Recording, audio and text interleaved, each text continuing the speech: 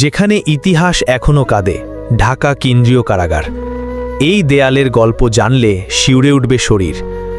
চকবাজারের কোল ঘেঁষে পুরান ঢাকার প্রাণকেন্দ্রে এক নীরব ভবন দাঁড়িয়েছিল ১৫৬ বছরেরও বেশি সময় ধরে। এটি ছিল বাংলাদেশ তথা তৎকালীন ব্রিটিশ ভারতে নির্মিত অন্যতম প্রাচীন কারাগার, ঢাকা কেন্দ্রীয় কারাগার। এর জন্ম হয়েছিল ১৮৬০ সালে ব্রিটিশ ঔপনিবেশিক প্রশাসনের উদ্যোগে। তখন এটি ছিল মূলত একটি ছোট আকারের সংশোধনাগার। সময়ের পরিক্রমায় এটি পরিণত হয় পূর্ব বাংলার বৃহত্তম এবং সর্বাধিক গুরুত্বপূর্ণ কারাগারে। কারাগারে বন্দী ছিলেন বহু গুণী ও চিন্তাবিদ ব্যক্তিত্ব। বিশিষ্ট সাহিত্যিক সুরেন্দ্রনাথ বন্দ্যোপাধ্যায়, সাংবাদিক মোহাম্মদ আলী জৌহর, বিপ্লবী প্রফুল্ল চাকি, বামপন্থী নেতা মনোরঞ্জন গুহ ঠাকুরতা, মুক্তিযুদ্ধের সময় রাজনৈতিক মওলানা আব্দুল হামিদ খান ভাসানীসহ আরও বহু মনীষী ছিলেন এই কারাগারের বন্দী।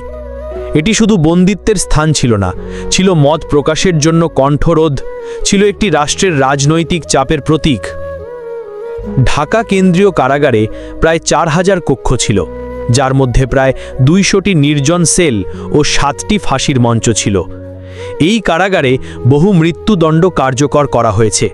ফাঁসির মঞ্চগুলোর পাশেই ছিল অপেক্ষমান সেল, যেখানে শেষ রাত কাটত মৃত্যুদণ্ডপ্রাপ্ত কয়েদি।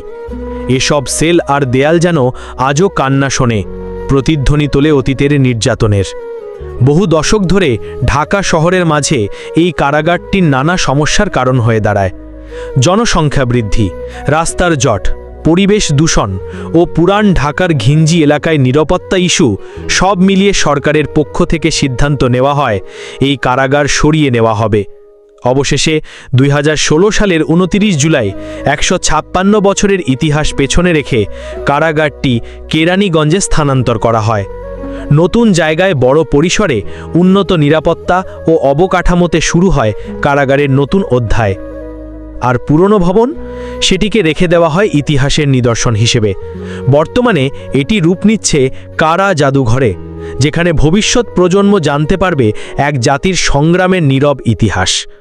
এই ভবনটি কেবল ইট পাথরের নির্মাণ নয়, এটি একটি জাতির আত্মত্যাগ, রাজনীতির নিঃশব্দ কাহিনী ও শত শত নির্যাতিত প্রাণের কান্না বহনকারী এক জীবন্ত ইতিহাস। আজ যখন আমরা এই কারাগারকে দেখি, তখন অনুভব করি স্বাধীনতা শুধু পতাকা নয়, ইতিহাসের ভেতর লুকিয়ে থাকা হাজারো আত্মত্যাগের গল্প এক ইতিহাস। তাই আসুন ইতিহাসকে জানি, সম্মান করি এবং পরবর্তী প্রজন্মকে পৌঁছে দিই এই নীরব গৌরবের কাহিনী।